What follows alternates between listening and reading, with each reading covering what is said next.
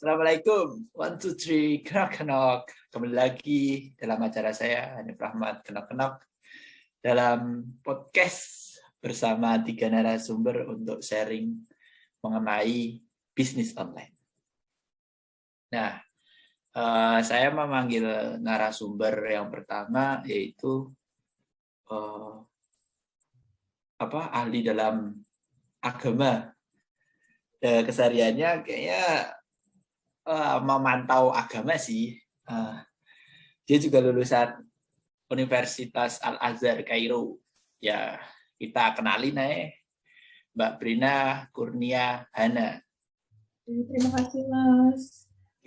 Makasih.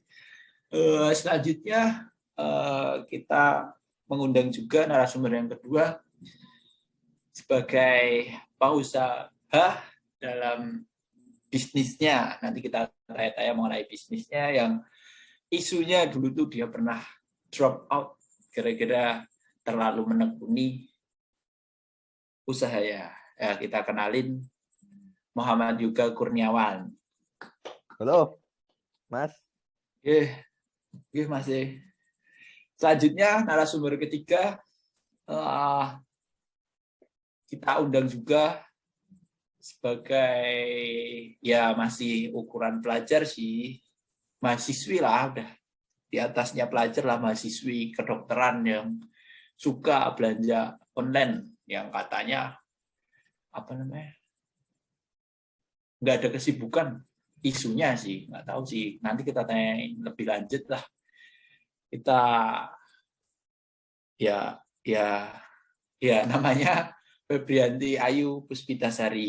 Dedeng. Halo. Hai. Selanjutnya,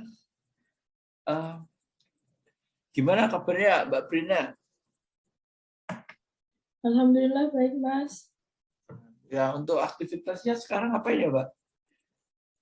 Akhir-akhir ini saya baru menekuni ini, datang ke masjid-masjid atau kalau nggak diundang sama orang-orang buat ngisi kajian gitu loh, Mas. Terus ngasih saran gitu. Iya, cukup sibuk ya ternyata sebagai seorang yang menekuni di bidang agama. Selanjutnya, untuk Bapak Yoga sendiri, gimana kabarnya nih? Alhamdulillah saya baik, sehat. Alhamdulillah. Usahanya gimana, Pak?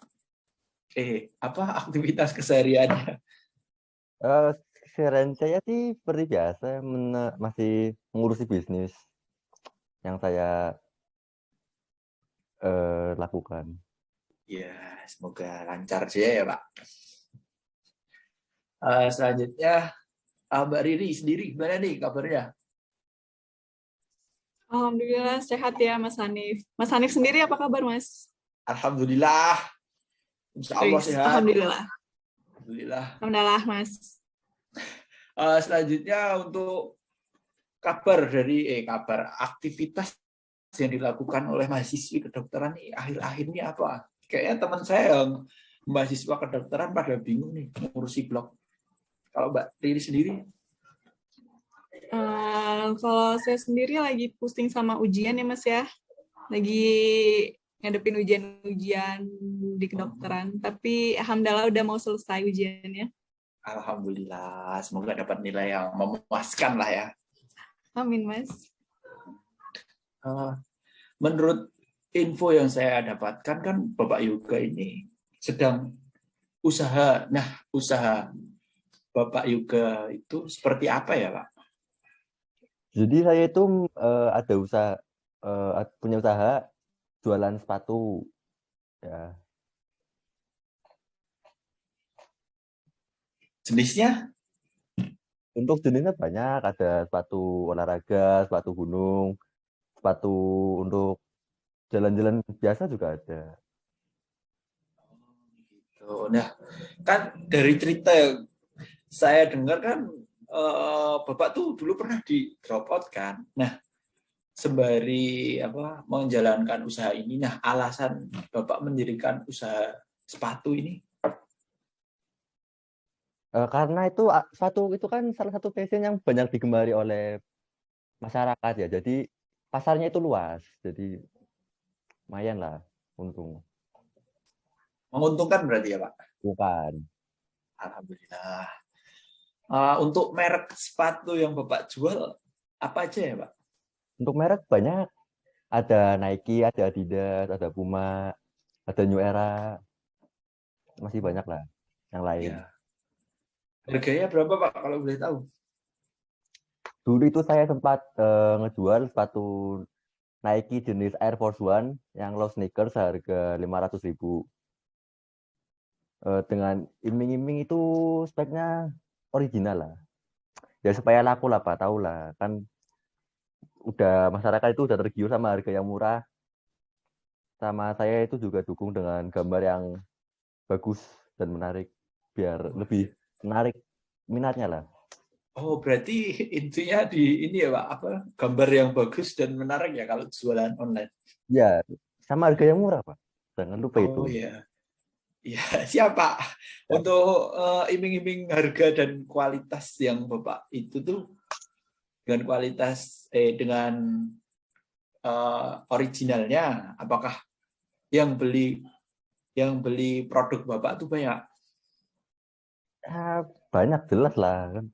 Siapa yang nggak mau produk original harga murah itu siapa lagi yang nggak mau gitu. Ya, siapa? Siap.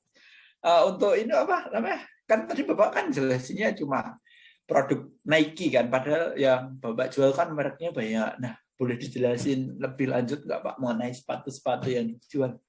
Ada banyak ada. Untuk sepatu jalan santai-santai ya, jalan-jalan itu seperti merek Van saya jual sekitar harga 600.000. Nah, untuk sepatu yang untuk petualangan seperti naik gunung itu merek Eiger saya jual dengan harga 500.000. Sedangkan sepatu olahraga seperti Puma saya jual dengan harga kalau nggak salah itu 400.000 ya. Sama masih banyak lah sepatu-sepatu yang lain. Harganya juga masih terjangkau. Kalau ya baik, nah itu kan banyak banyak macamnya ya ternyata harganya nggak Banyak. cuma satu ya. Kalau ini Mbak Riri gimana pendapatnya tentang harga yang dijelasin oleh Bapak Yuga? Menurut saya ya Mas Hanif sebagai masyarakat seperti masyarakat pada umumnya yang menginginkan harga murah dengan kualitas yang bagus sesuai yang dijanjikan Pak Yoga tadi itu saya setuju. Apalagi saya tuh sebagai pelajar yang kantong uangnya tuh harus apa ya harus bisa milih-milih buat beli ini itu kan. Jadi kalau misalnya saya lagi butuh sepatu terus nyari yang murah mungkin saya setuju. Padahal Mbak Ya sendiri ada mahasiswa kedokteran yang biaya SPP-nya tinggi. Ya, tetap harus auditnya harus tetap di ini Mas. Harus di apa tuh namanya? Diatur. Oke. Berarti ya setuju sih Mbak kalau untuk mengatur keuangan. Kan tadi udah dijelasin mengenai usaha ya dari Bapak Yoga sendiri kan mengenai produk-produk yang telah dipaparkan. Nah, untuk Bapak Yoga sendiri dalam usahanya itu sistem pembayarannya itu apa aja? Untuk sistem pembayaran di tempat saya itu ada berbagai macam, ada COD juga ada dua, itu COD online dan COD offline. Untuk yang offline sendiri itu kita itu bertemu dengan pembeli di tempat yang sudah dijanjikan. Untuk yang online itu kita mengirim foto melalui media sosial seperti WhatsApp. Lalu ada sistem pembayaran pay letter, yaitu kita mengirim barangnya dulu, baru pembeli itu bisa membayar dengan cara mengangsur. Lalu yang terakhir itu ada ATM, ya biasa lah kalau ATM transfer lewat bank atau lewat ATM bisa. Nah, ini balik lagi sih ke masyarakat atau Mbak Riri sendiri sebagai mahasiswi.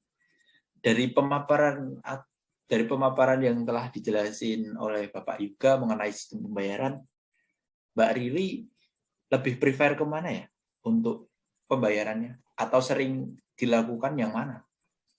Kalau saya sendiri ya Mas, saya lebih sering pakai sistem COD sih. Soalnya kan kalau misalnya sistem COD itu kita bisa langsung lihat barangnya.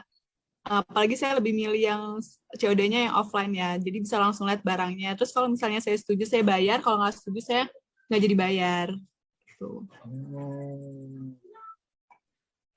Enak ya, berarti udah termasuk enak ya COD ya. Ya, alhamdulillah. Selanjutnya kan ini kan tentang mengenai bisnis online. Tadi saya lupa menanyakan mengenai apa syarat dan rukun dalam Islam. Kan kita membicarakan mengenai kajian Islam. Nah, saya sendiri kan juga tidak tahu mengenai rukun dan syarat jual beli. Nah, kalau Mbak Riri sama Mas Yuga, apakah kalian sudah mengetahuinya? Kalau saya sendiri saya belum terlalu paham. Sama Pak. Mas Yuga. Oh, ya udah apa-apa. Kita kan sama-sama belajar kan di sini. Nah, kita menanyakan langsung kepada ahlinya, kepada Mbak Brenda, gimana tuh syarat dan rukun dalam jual beli? Saya jangan disebut ahli lah Mas. Kita kan semua di sini belajar. Saya pun juga masih belajar mendalami agama Islam Mas. Gitu. Ya, baik.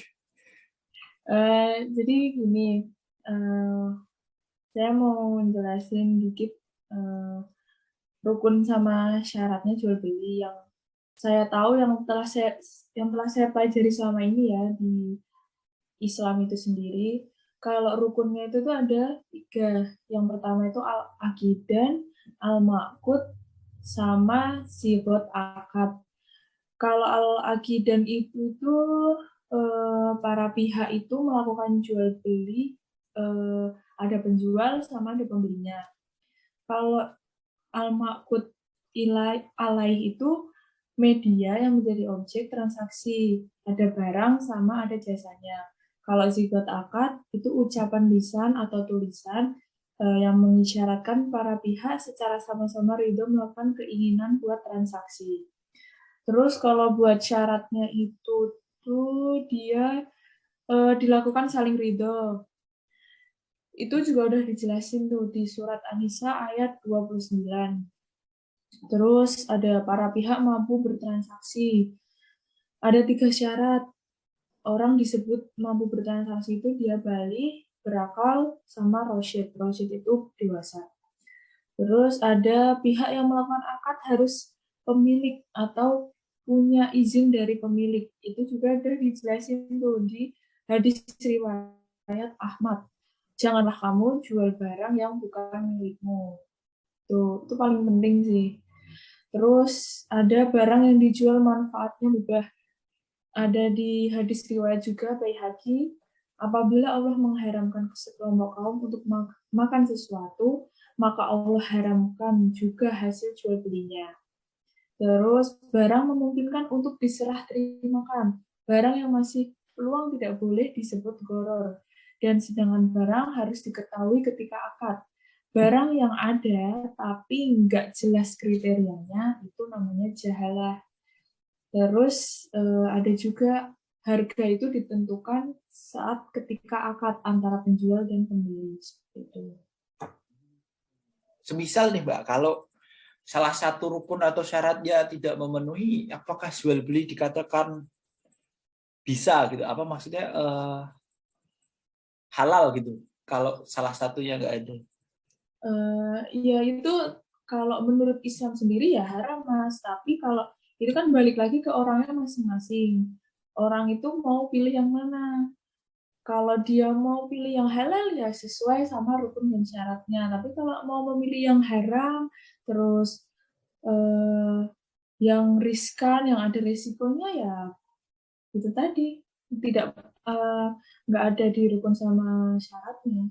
Gitu. Oh, gitu ya sih, benar juga sih. Kalau soalnya biasanya yang haram itu kadang lebih menggebu-gebu gitu daripada yang halal. Betul sekali. Nah, mungkin juga orang-orang awam sekarang mungkin juga nggak tahu kan halal dan haramnya. Jadi ya kalau nggak tahu sekarang jadi tahu ya jangan dilakuin lagi itu. Ya, tuh. Untuk Mbak Riri sama Mbak Yoga, apa namanya? Setelah diterangkan dan dijelaskan mengenai rukun dan syarat, apakah lebih mengerti dari sebelumnya? Ya, alhamdulillah sedikit paham ya Mas ya, setelah dijelasin. Makasih Mbak Ya. Brena penjelasannya. Gimana Mas Yoga? Nah, ya saya alhamdulillah paham lah, mulai paham lah. Alhamdulillah. Ya, baguslah kalau kita udah sama-sama memulai paham. Nah, ini sendiri saya juga masih bingung sih mengenai sistem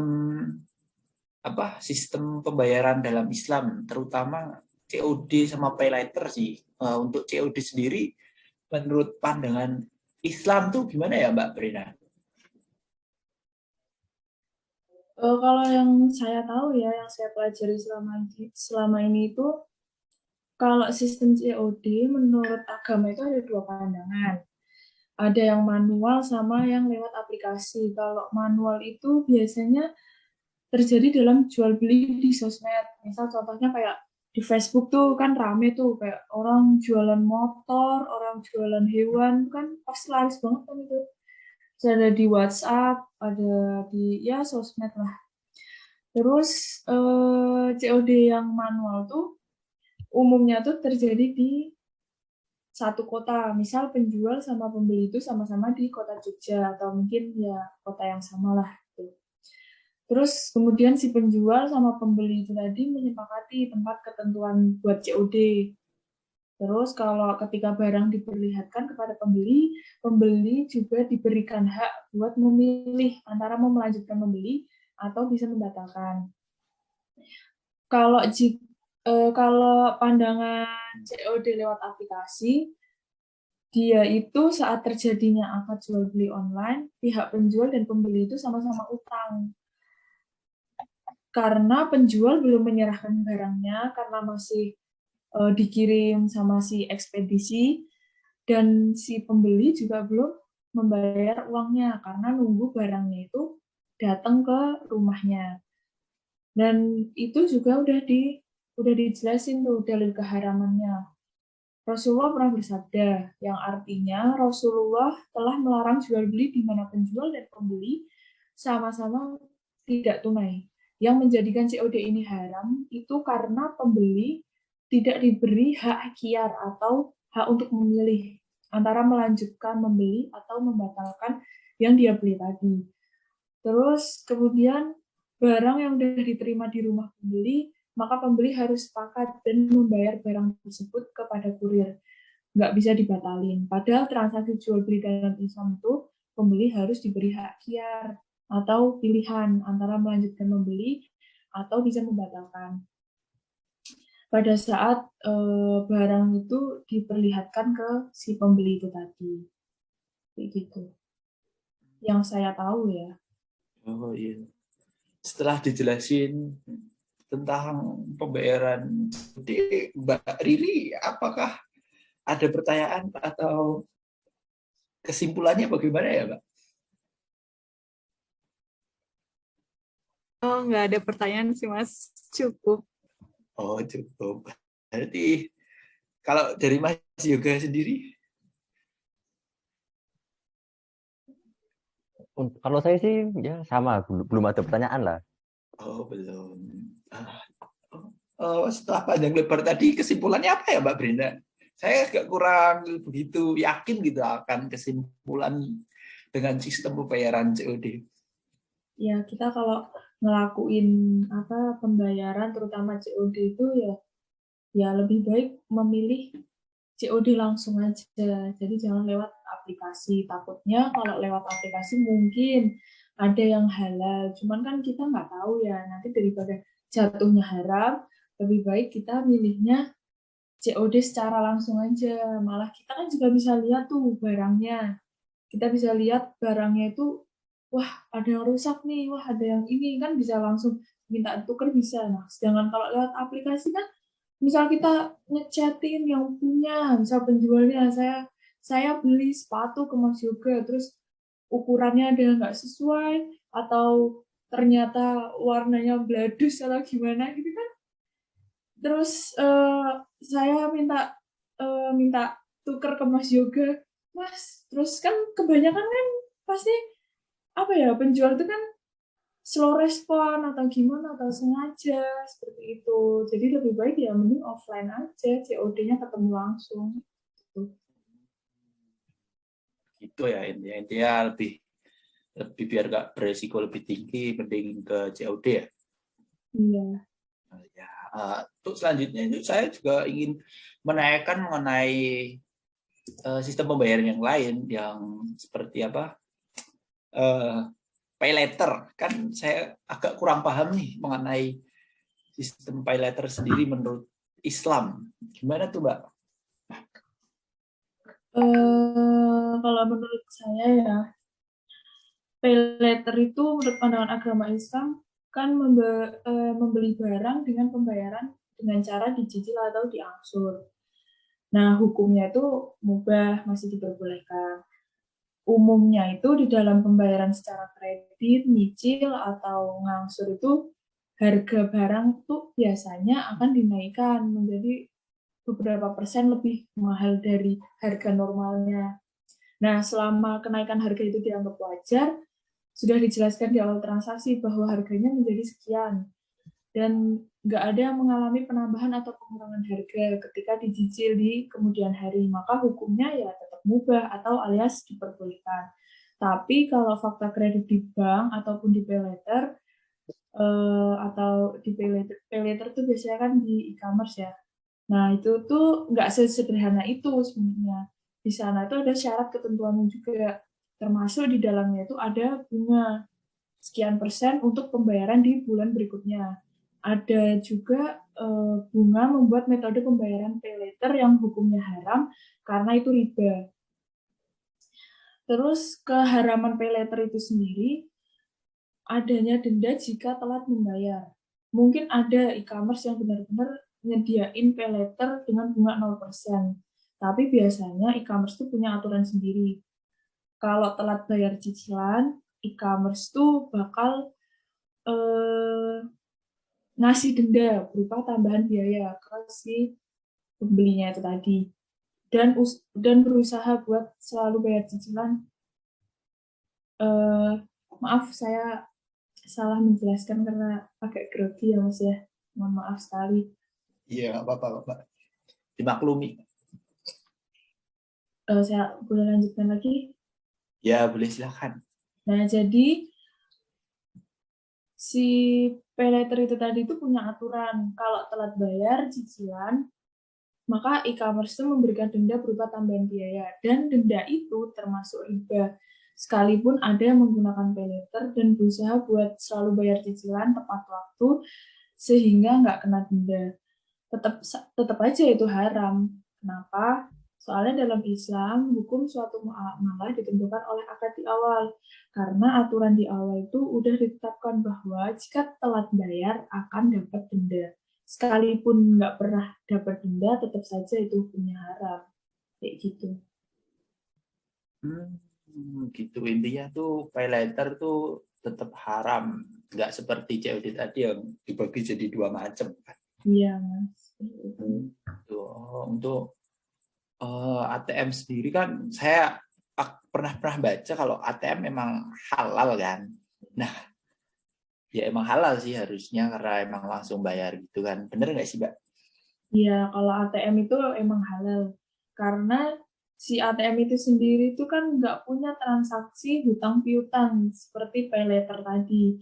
Hanya aja ada tambahan buat harga si transfernya. Misal kayak kalau kita, saya nih pengen transfer habis beli, habis check out, terus saya punyanya cuma ATM BCA, sedangkan si e-commerce tadi cuma bisanya transfernya ke rekening BNI, ya otomatis kan bakal ada biaya admin buat karena beda bank kan Mas. Itu. Iya, iya sih, benar juga sih. Nah ini untuk Bapak Yoga sendiri nih, setelah dipaparkan oleh Mbak Brina tadi mengenai penjelasan dari masing-masing sistem pembayaran, apakah dalam usaha Bapak akan tetap dikasih opsi mengenai sistem pembayaran tersebut yang 3 tadi, COD, pay later, sama ATM? Apakah masih dikasih di sistem pembayaran usaha Bapak? Ya, Mas, sebelumnya saya izin minum dulu boleh, Mas? Iya, boleh kok.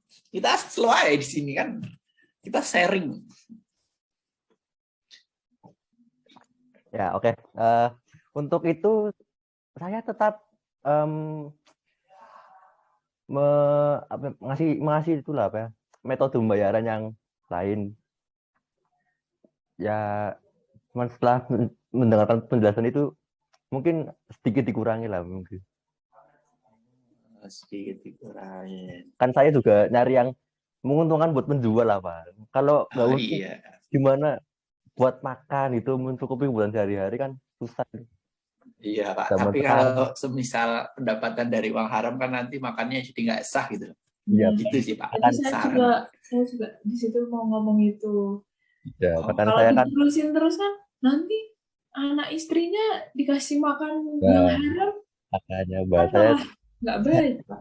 saya kan bilang mau saya kurangin itu bertahap lah, bertahap saya kurangi gitu, Mbak. ya, semoga menjadi usaha yang lebih baik lagi ya, Pak. Amin, amin.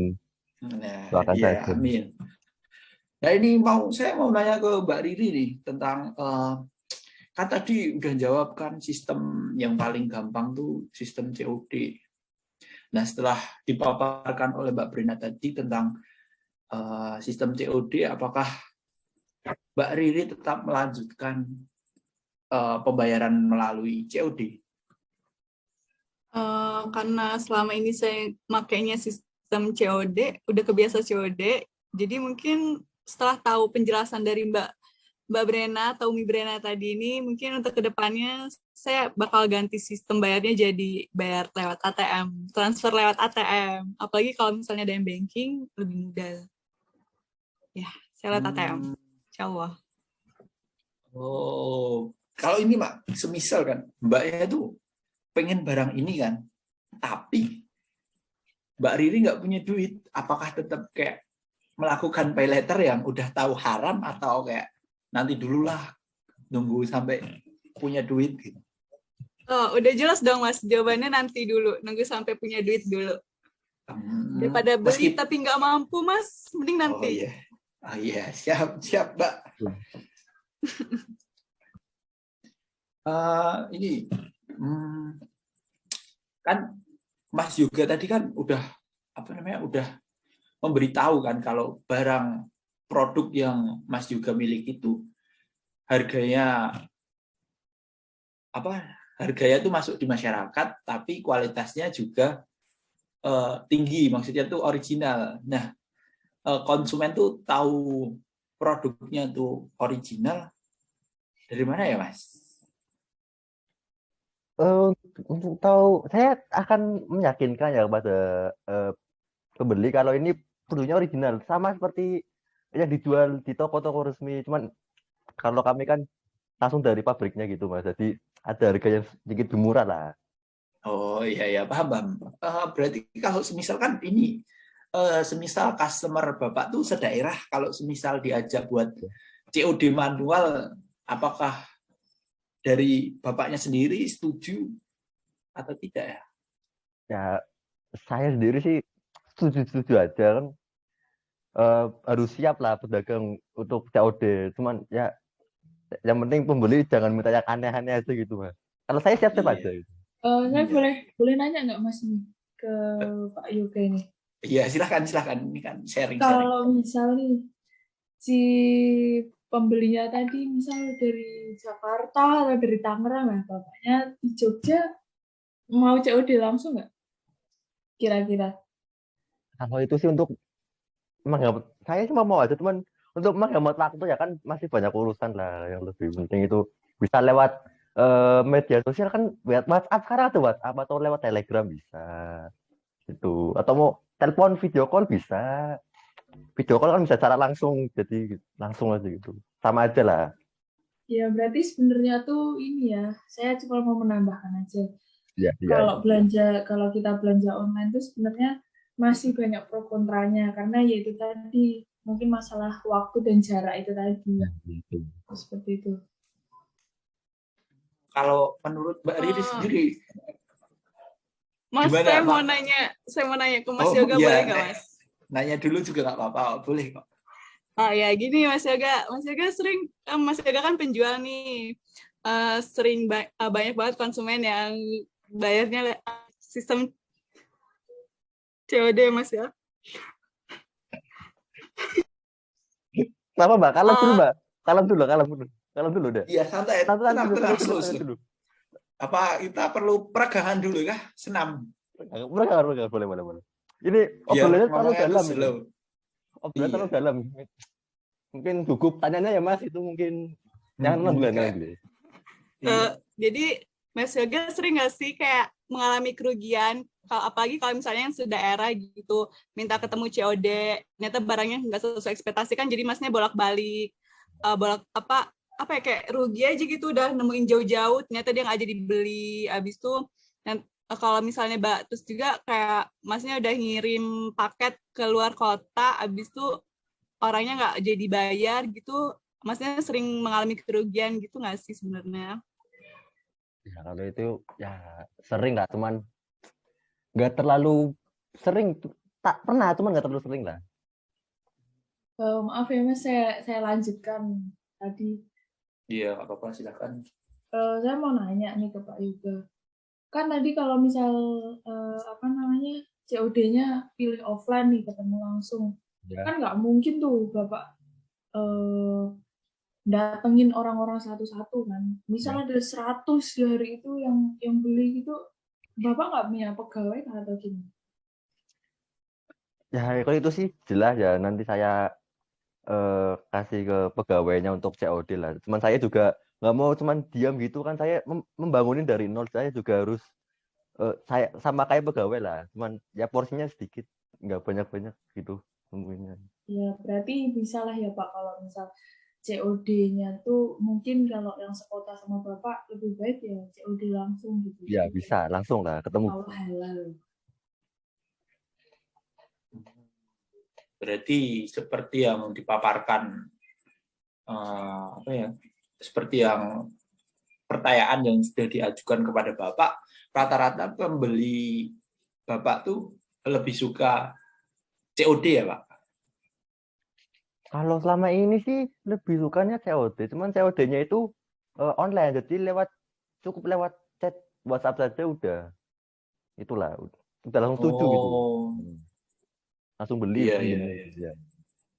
Ya, lebih suka di WA daripada ketemu langsung atau gimana Pak?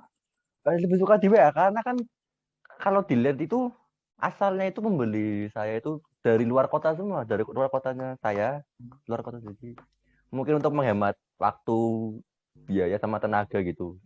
Jadi maaf Pak, saya potong. Ya, berarti dari WA itu tadi Bapak ngirimnya lewat ekspedisi atau gimana?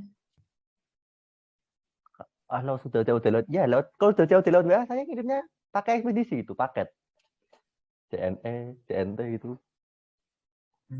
Berarti nunggu kesepakatan itu ya? Ya, kesepakatan pembelinya. Ya, penjual pembeli lah. Ya, kalau sepakat berarti lanjut dikirim, kalau enggak ya enggak. Ya enggak. Ya, paham.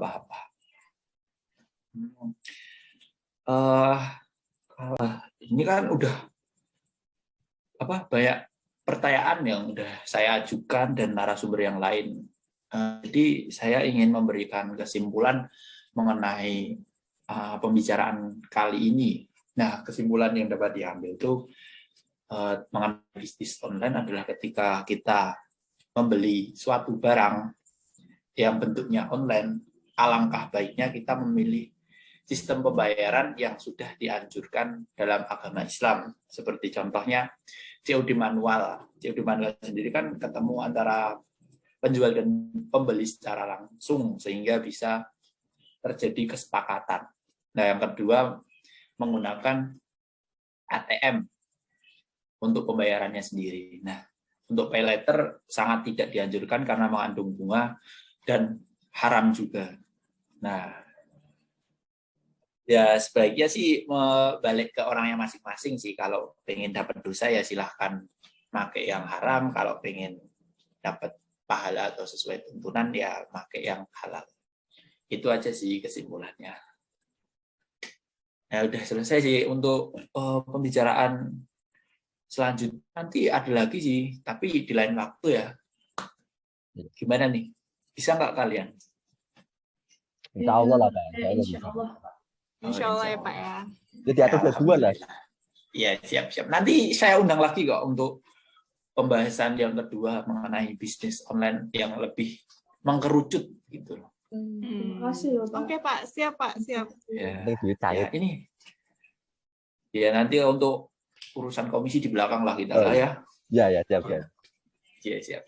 Nah, ini kita tutup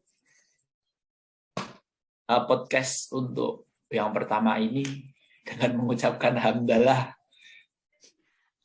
Alhamdulillahirrahmanirrahim. Ya, makasih ya buat narasumber Mbak Brina, Mas Yuga, dan Mbak Riri udah Sama-sama, menyempatkan Pak. hadir dalam podcast yang saya bimbing ini, podcast kenok-kenok. Jangan lupa ya. Ya. Siap. Terima kasih. Sudah.